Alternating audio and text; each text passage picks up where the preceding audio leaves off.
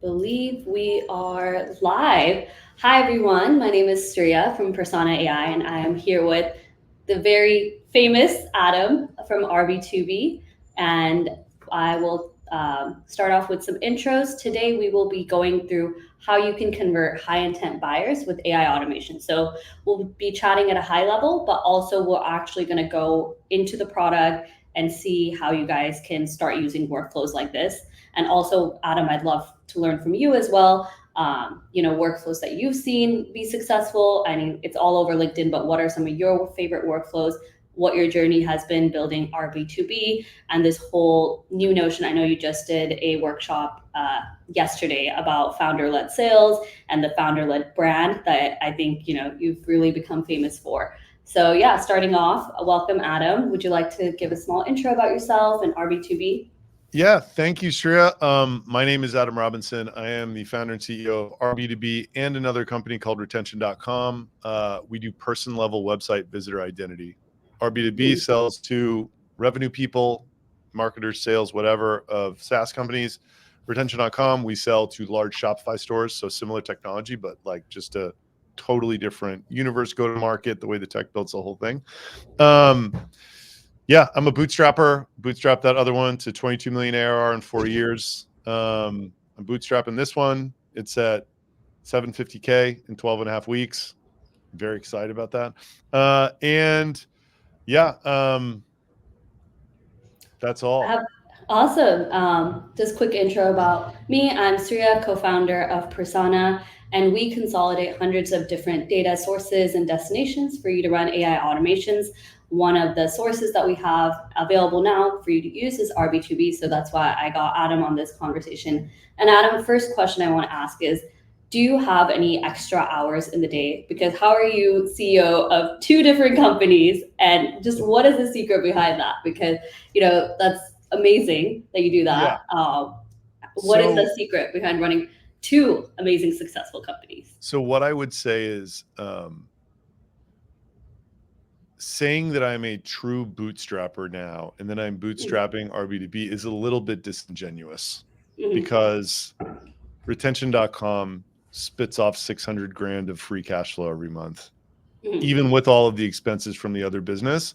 So I'm operating in this position where I have an incredible team and retention.com, I basically give 1 day a week for internal meetings and the rest is RB2B. And then I have 4 incredible team members on RB2B and then a bunch of we share ancillary services for design and legal and finance and HR and all that stuff. So it's kind of like my contractors just come from the other company is the way of looking at it. But the main thing is I've just given more and more time to content creation and given more and more things to other people to handle because so here's a short story. Right when I started doing this, meaning create content on LinkedIn, I was nowhere. I didn't know what I was doing. I did a presentation about this on Tuesday. I was making in the beginning I was I want to do video because I just know the power of video. So I was making this 1 weekly work in public video where I just ramble about whatever was going on. And then I was recording 1 podcast on video, in this format. And this guy I was working with was you need to talk to Ryan Pineda's COO. Ryan Pineda is this influencer in the real estate space who's big organic social guy in the info product space. So I'm talking to this guy and I'm rambling to him. I found this to be the case with startups also. It's when I know that it's wrong, I'm just dying for information from people who understand it better, right? It was always that way until I got product market fit with my startups. And it was very much that way with this content thing. And I was just I'd hit up Hermosi's guy who was helping him. And I'd hit up, I just try to talk to anybody. And so I'm asking all these questions and this guy's if I just summarize what you're asking me, you're asking me if you should do more of this. And I was basically, because at that time I wasn't getting anything back from it. And he's look, I'll tell you this. If you start doing more of this, and you commit to it, at some point it will be the only thing that you do, because it's going to do so much more for you than anything else that you can do, that it will just be your entire job. And lo and behold, a year and a half later, like if you look at my calendar, it's like 1 day of internal meetings, and then it's like content, other people's podcasts, webinars, newsletter, whatever. It's like all of this stuff related to this thought leadership and building founder brand. So right this second, it actually feels kind of chill, because I look at my calendar and it's like so much less fucked than when I was doing a bunch of other stuff. Like all these other meetings. It just like requires so many fewer Zoom calls, and there's so much white space, but every second of the white space is consumed with like writing, or like, trying to hit up different people to do stuff with, or like whatever. So, really long answer. Really long answer to, I have the incredible good fortune to have enough resources to be able to allocate most of my energy to this, and a team that like keeps the whole rest of it going. And what kind of inspired like this, like RB2B? Like you're already running retention, it seems to be like super successful. Why RB2B, person level website visitor identity? So like, I mean, this is funny too. So like a year and a half ago, so in September of 2022, a little more than a year and a half ago, retention.com was called Get Emails. We had 12 million ARR and 6 employees. And we were running it in this super lean way. It was like a really high churn product, but it was like we weren't doing any marketing. It was all inbound, great cash business. And I was like, oh, wow. Like these big Shopify stores are not churning. They're bringing in all their friends. Our penetration 0. This is like a unicorn twice over, because there's 50,000 of them and we can just go after them with sales. So, I'm like, but I don't know how to build a company like that. So like, I need to find like a killer operator. So this guy, Santosh, I got like connected with him somehow and spoke to him once. And I was like, oh my God, like if I could just get this guy to help us, like he doesn't even do work for us full time. If he can just show me which direction to run in with this, like building a team from 6 to however many people it's going to end up, that's what I need, because that's how I have no experience in. And he was like kind of on his way out at this other company. He's like, I'll give you 3 hours a day for a year. And then after that, we'll see where we're at. And then it turned into like 8 hours, like really quickly. Like he was basically working for us full time and this company in Australia full time. So long story short, the retention.com situation, I thought it was a unicorn twice over, because I thought that focusing in on this ICP would reduce our churn to like a Klaviyo type level, the darling in that space. And it did not. Like our product category is very different. Klaviyo is effectively a CRM, which is like the lowest churn category. And we're selling leads or intent data, which is always going to be a high churn product category in general. That's a high churn buyer persona. So the churn problem did not get solved. Our CAC payback is excellent. It's 6 months. Our CAC LTV, because of the churn problem that like didn't really, it got a little bit better. It's like 2, right? So like you just can't, that business is great to run for cash. It's not going to get to 100 million at a 2 times CAC LTV. So, and the other problem is the TAM is way different than we thought it was. We thought there were 50,000 stores to go after. We now think there's like 1,500. So that was going on at the same time. Santosh was like, no one's doing person level website visitor identity in B2B. It's the reverse IP lookup is ubiquitous, but no one's doing it to the person level. We should build this for B2B. So I had that going on in my ear, and I was like, we're not ready yet with this retention.com, such a mess. We got to clean it up. And then finally, in the 4th quarter of last year, retention.com was at a point of stability where I could start focusing on figuring out what he and I basically, we just started writing to B2B people Labor Day. And then that created this unbelievable ability to get on hundreds of phone calls and figure out what the landscape was and what people needed. And then we like built something that was like kind of okay reception. And then the second we did that Slack thing where it was like the LinkedIn URL and the photo in Slack, I love that. there was Yeah. like this, every single person's face was like I'd show them my phone and I'd be like, this is who's on retention.com's website right now. They're like, holy shit. They're like, give it to me. Yeah. It's like, that's one of the best business apps I've ever seen. And then it was like, okay, if I make that free, then that might be one of the quickest viral expansions of all time. Like, especially because I'm getting the scale benefit from the content side of it. So like they could sort of play off of each other. And that's where we're at. And we're just trying to figure out like what, what's next, basically. What has surprised you the most while like you were in the e-commerce and like that domain for a long time with retention while building in this like B2B space? What has surprised you the most about like how people are buying products today? I just think that the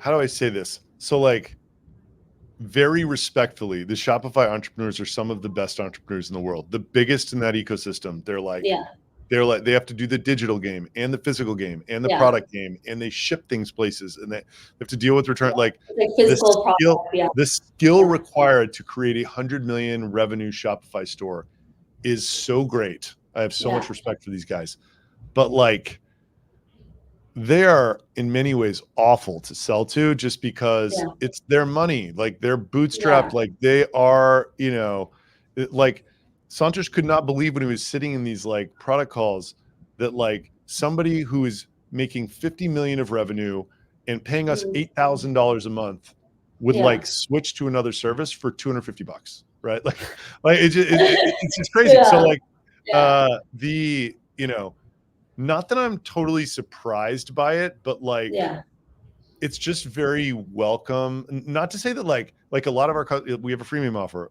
We have a lot of the SMB market. We have a lot of the VSMB market, but like to have a, it's almost like the Shopify guys are like, price is more important than value in some ways, and like it's just refreshing to like be dealing with a different type of buyer, and it's like a massive TAM, and it's and people get it, they understand it immediately. It's like they may not know what to do, but they get it immediately. I mean, you see the like value right away, and I think the way, especially that like I say that like I used to be a PM at LinkedIn, and we always talk about those extra delight features that would probably bring you the biggest like virality sometimes. And like I think for you guys it was that like, because I have like other website visit Slack alert products, but this one what I really like is both not just like the photo, but just like I'm on my phone like 24/7. I think you probably as well, right? Like I don't have my like desktop set up like this is literally just for this podcast. Otherwise I'm like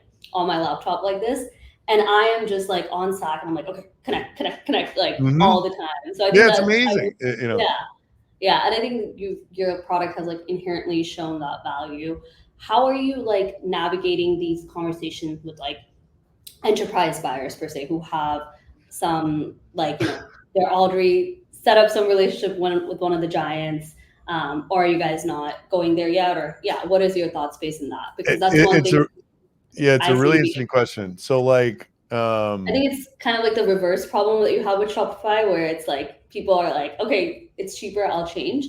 But I think in the B2B space, people are very loyal to their products, which is amazing. But like being a startup or a new company in this space, how have you been navigating that? So I think the hardest thing for us is like we don't have SOC 2 yet, and it takes us 2 hours to fill out a vendor form, and those vendor forms are just for trials.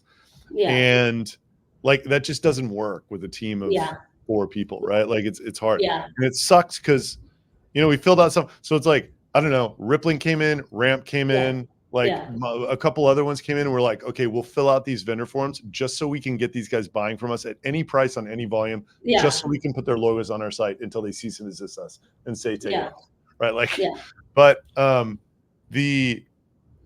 it's just such a different motion, then like, so we're not going to end up being true PLG, but it'll be super low touch, offshore, almost order taking sales, right? Like very low in the funnel, you know, kind of like we're helping them onboard, we're instructing them how to activate, and then when they close a demo, we're going to try to close them and then get an annual deal. So like that is the opposite of what buying through a purchasing department, like a vendor software.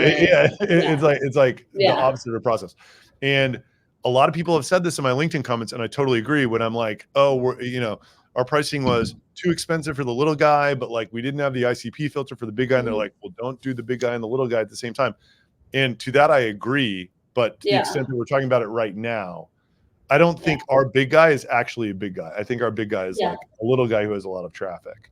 Because So yeah, I think, and there's this other problem where like our product's sketchy, right? It's like a gray area de-anonymization product that like, the IAB says you're not supposed to do it or whatever. Like it's not a product for enterprise in general. So so it's like, to me, it just seems like a lot of time that is just kind of standing in the way of optimizing for this other workflow, which is like wonderful. And like, it's going to be high churn. It's going to stop. It's going to, I think so here's what I was just talking to Sanjay about. It's like, with what I see right now, it's like, I was around when we started retention.com. I know exactly what was happening. Like, this is way better. And like, it's either going to be like, get to where retention.com is and stall out because of churn, but like way faster and with like 4 people instead of 60, or it's going to go like way beyond and we're going to need like 15 or 20.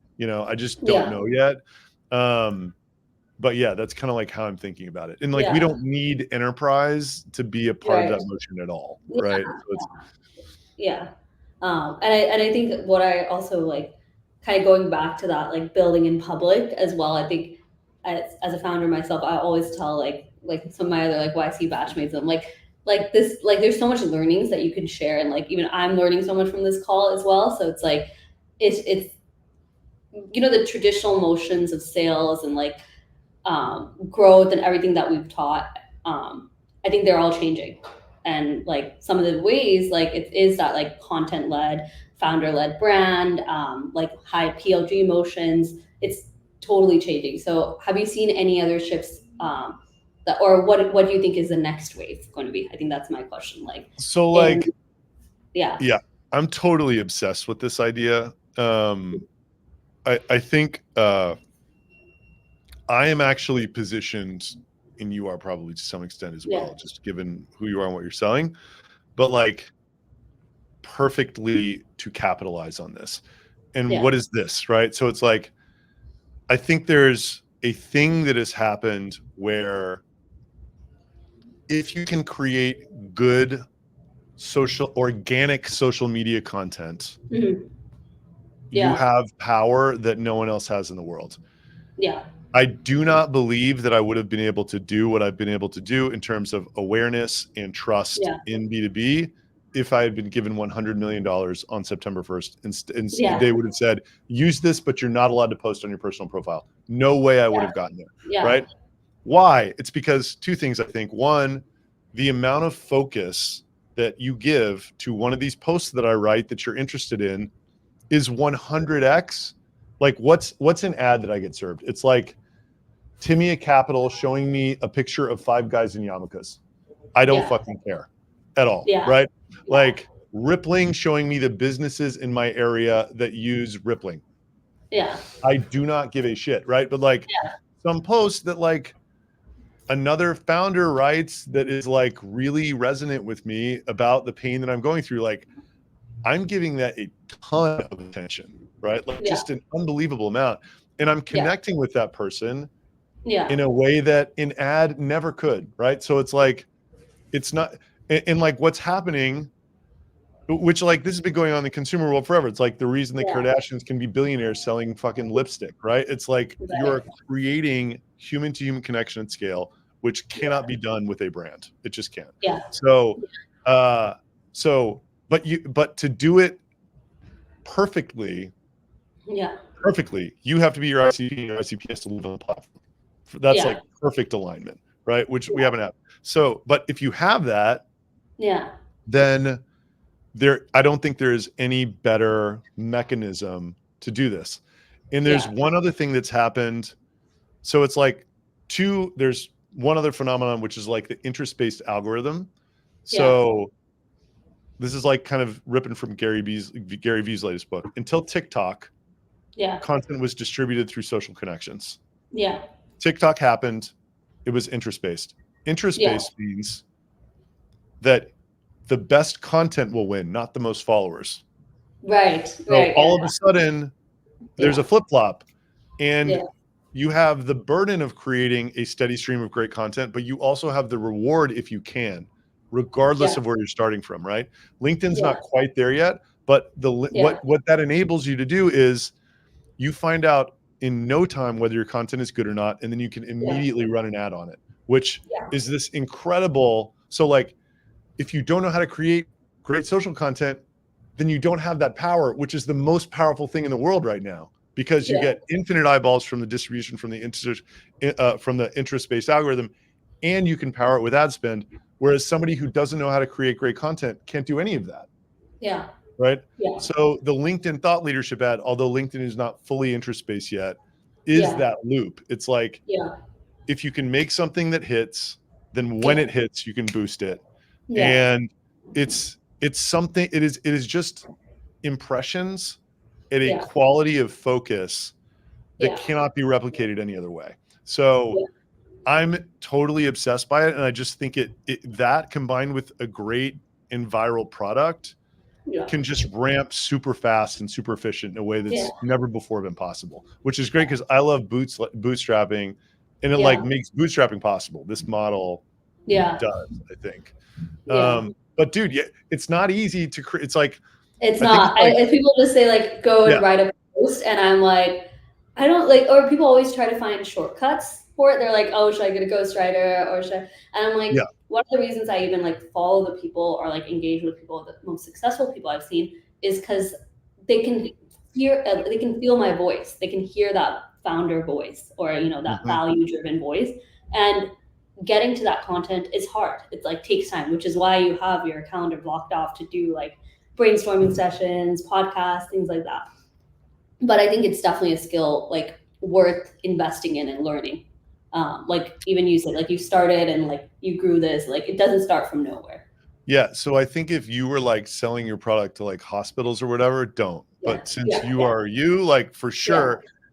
And there's a couple things you have to keep in mind. Like one, it is like your startup. Like it's going to take a long time to figure out content market fit and because it's all about what is resonant to your audience from your perspective, right? That last part is very, you couldn't say what I'm saying and have it hit the same way. I couldn't say what you were saying. It wouldn't hit the same way.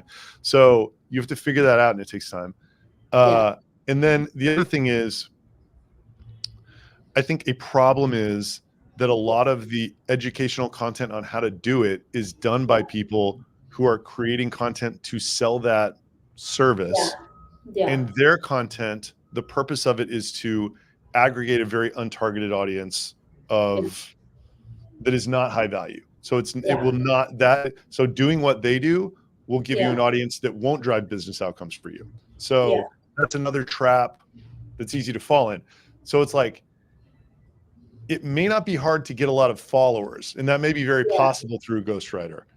It becomes very difficult to get like a highly targeted 75% ICP engaged audience that's driving business outcomes every day for you. That's my soapbox on that. So awesome insights.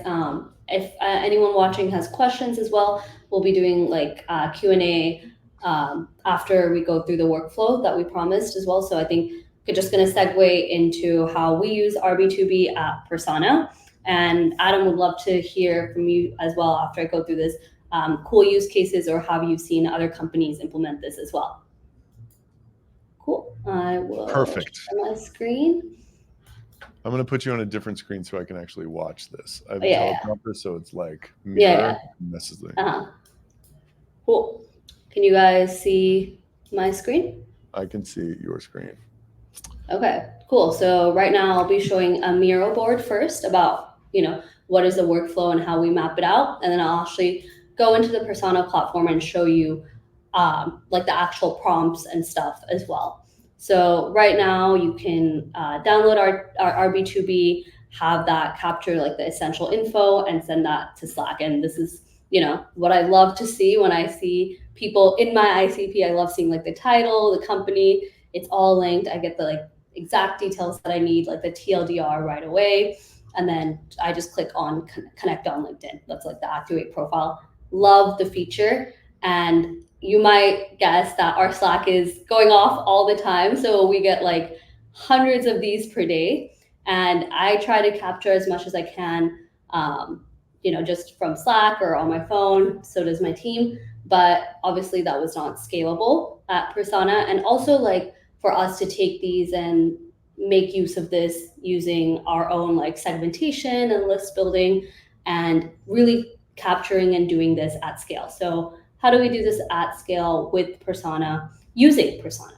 So we have a webhook from RB2B that flows in and sends all of this information into this super spreadsheet here, taking in all this data from RB2B. And then what do? We do like a 360 enrich of the person and company. So we have some details here. Well, we can get even more using the persona enrichments about the person. And I'll talk about which exact data I get as well for us to use at Persona. And then we build our high intent list. And what does a high intent list for us mean? One, is this person in a go-to-market role? Are they working in sales or marketing? And does that match our ICP? Second that we check for high intent is this person a recent hire? And this is important because especially if someone like our ICP, not just a GTM role, but if they are in a decision maker role and they're a recent hire, classic sales playbook, but a new exec hire for a company is probably bringing in some change management or has some sort of budget that they want to use and show like, hey guys, I'm bringing in this cool tool called Persona. So I really want to see if they're a recent hire. That's awesome for me to reach out to and adds on to like building my high intent list for Persona. Then I also check, is this company growing? Is this person hiring, or are teams in their go-to-market functions hiring as well? If it's a company that is lowering the headcount, probably not the best time to bring up conversations about new platforms or toolings, but great if this person is a new exec hire in sales and they're growing fast, like amazing. And what I also do is use GPT to generate some personalized ideas for the company. So not just reaching out and saying like, hey, like, I saw you recently joined and you're growing your team, use Persona, but we also want to send them personalized ideas of how exactly that company can use a platform like ours and which specific enrichments or workflows would be good for them. And then once I build this high intent list, and I think this is super important, is the omni-channel outreach. So we also have these integrations in Persona that go to email platforms like Smart Leads or Instantly, and then also to run some automations on connecting on LinkedIn, sending them voice notes, sending them messages and things like that.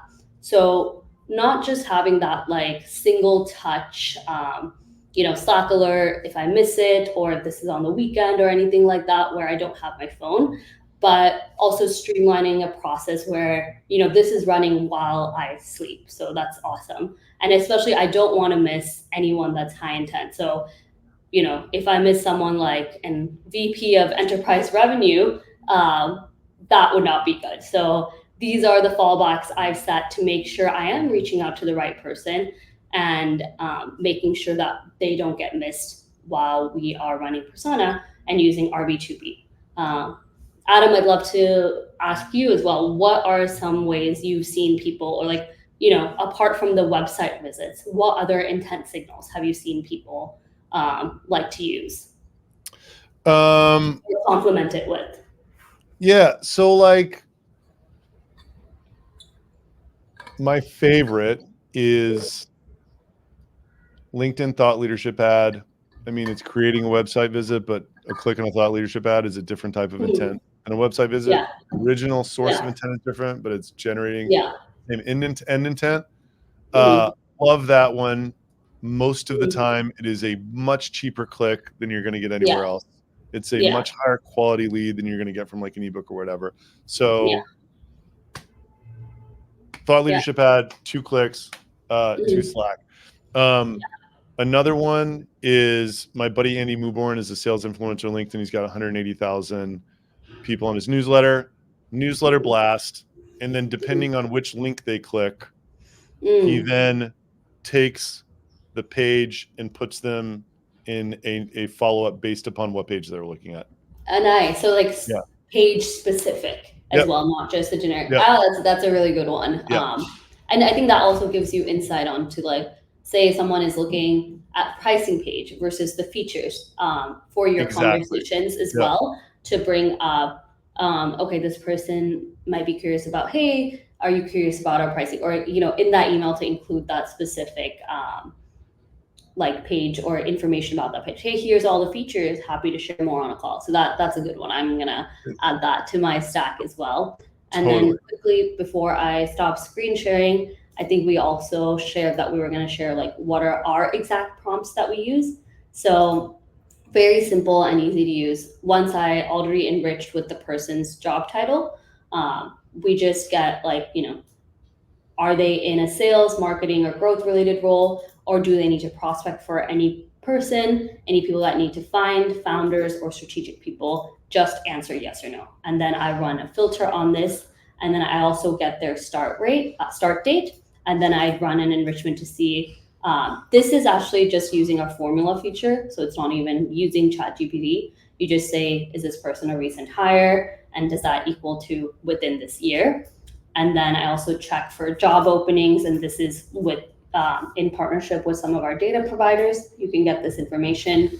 And then here is, it's a little long, but I've seen with GPT prompting as well, the more detailed you are, I think just like with content creation, like the more detailed you are and the more the more effective it is. If it's too generalized, it will not be able to understand too well. So I gave information about my company, and then I also say like, hey, I'm going to be adding this into a cold email, write 3 ways that we can help them, give it in a bullet point format, here's all the company details, and then we see that we're able to get like our personalized ideas for this company using the prompts as well. And then as afterwards, I was just sharing quick, you can quickly choose which campaign to add for smart leads. We also have the growth machine as well. So either or both, I would recommend is definitely doing that like multi-channel outreach.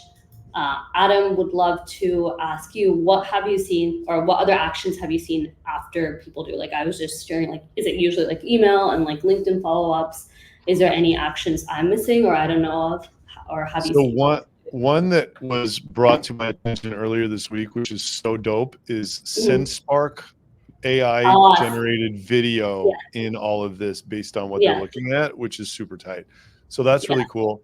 I think that the underlying theme of how I have seen people be most successful in doing this is it's like, okay, look, like there's this it's strange to me because I've been selling this tech for so long, but like I've just heard it so many times that it's not strange anymore. It's like, okay, this is amazing, but what do I do with this? Right. So it's like, do whatever you were doing to book outbound demos. Yeah. Because like, I think about this tech in this way. It's like, there's like 14 different channels that a SaaS company can activate to, and every single one of them will drive people back to your site, right? So like a cold call, somebody's going to look at your website if they care. A cold email, someone's going to your website before they're replying to you, right? SEO, they're going to your site. Hear about it from an influencer, they're going to your site. Every one of these channels brings people back to your site. And what this does is it allows you to either automating by using Persona, or if you have a BDR function, You can filter out using Persona and let them do it manually if you want to actually be super one-off personalized. Like human also, because they're doing it anyway, right? Yeah. It allows that person or that platform to make all of the rest of your marketing activity more efficient. Yeah. Right. By just giving another push to like very targeted people. So I would say whatever is working already, just do. So like what works for a lot of people in B2B, connecting on LinkedIn, sending a message on LinkedIn, putting them in an email sequence. That's like a no-brainer. Like whatever your response rate is on a normal sort of Apollo list, this is going to be much better within the ICP. If you use phones, like I've seen a crazy high booked demo rate from people who actually can cold call, right? If the space you're in still allows, so like government engineers or whatever, right? They're still picking up their phones at their desk, and this tool is amazing. People are like, oh, like 3 demos booked in the first 10 visitors or something. Like I've heard that twice. So, if your space still works with phones, use the phones.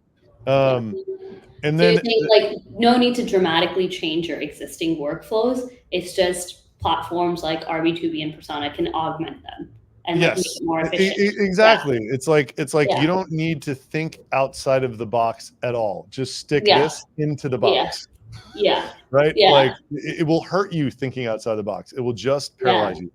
And the other thing I would say is like, I like if you have an entirely inbound sales motion, this isn't that helpful, right? Like, because you haven't figured out the messaging necessary to generate sales activity over these channels. That is a separate problem than getting more leads. That's like a sort of higher in the funnel issue. RB2B is not going to help you with that. Neither will Persona, right? Like, or Persona, excuse me. So that's another problem. Like, we can't unfortunately help with product market fit problems, right? Like, so I know sometimes people think with sales or B2B platforms they're going to solve everything, and if you're so early that's like kind of the thing with all. Here's a fundamental belief that I have come to. I would die on this hill. It's like, if your thing is good enough to have word of mouth and be spreading on its own, there are 1,000 things and there are 1,000 pieces of tech that'll make it go faster. If it is not, then nothing anybody says that is killing it will work for you. This webinar is useless. You need to like go back to the drawing board and figure out how to build something that a group of people wants that you can reach. Right. And then it's like, once you have that, then it's like, okay, what do you need to say to these people to get them to listen to you and let you explain what you have? So yeah, but to me, it's kind of exactly what I said. It's like anything more than exactly what you're already doing is overcomplicating it. If you're looking to adopt a tech like Persona, it's amazing. But you got to adopt the tech like Persona, right? It's so yeah. Awesome. And I just kind of like final question, a little fun one. What is a fun fact not known from your like LinkedIn posts or content outside of who are you outside of that? What is a fun fact? That's a good, so who am I outside of that? So I live in Austin, Texas, and it's really hot here a lot of the year. And for fun, there's this river that's called a lake that's like 10 minutes from downtown. And I really enjoy wake surfing. I like have a little boat in the marina, and like, it's a great thing to do with friends and family. And there's like a restaurant on the lake. It consumes a lot of the free time that I have.